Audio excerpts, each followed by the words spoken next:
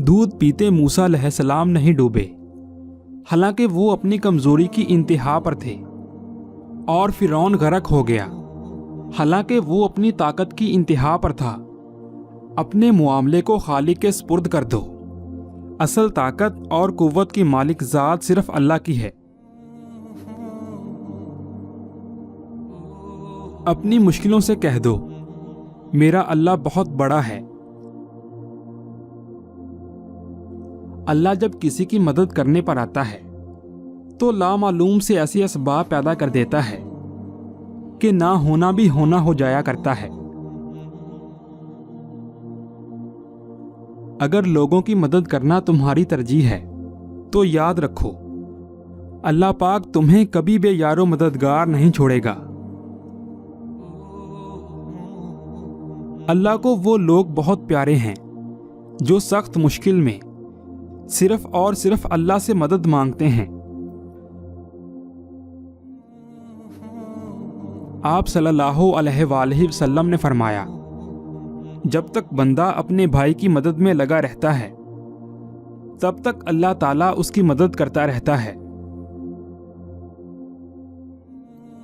جب لوگ تکلیف میں تمہیں اکیلا چھوڑ کر چلے جائیں تو سمجھ لینا کہ اللہ تمہارے کام خود اپنے ذمے لینا چاہتا ہے۔ خدا جب درد دیتا ہے تو تسکین بھی دیتا ہے، تو مانگ اسی سے تسکین، صبر اور اس کی مدد، پھر تو رحمان کو رحیم ہی پائے گا۔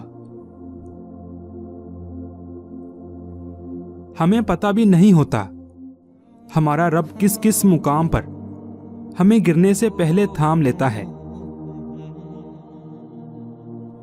اگر آدمی کی نیت درست ہو اور وہ کوشش شروع کر دے تو اللہ تعالیٰ کی مدد آ جایا کرتی ہے۔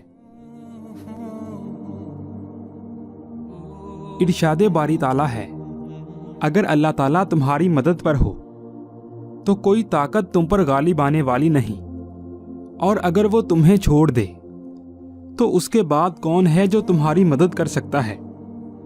پس سچے مومنوں کو اللہ تعالیٰ پر ہی توکل کرنا چاہیے۔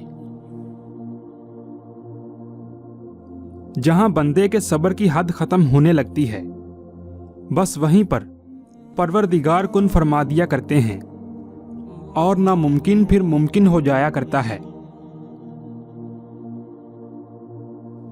مردہ زمین اور مردہ دلوں کو صرف اللہ زندہ کر سکتا ہے، صرف اللہ کا قرآن کر سکتا ہے۔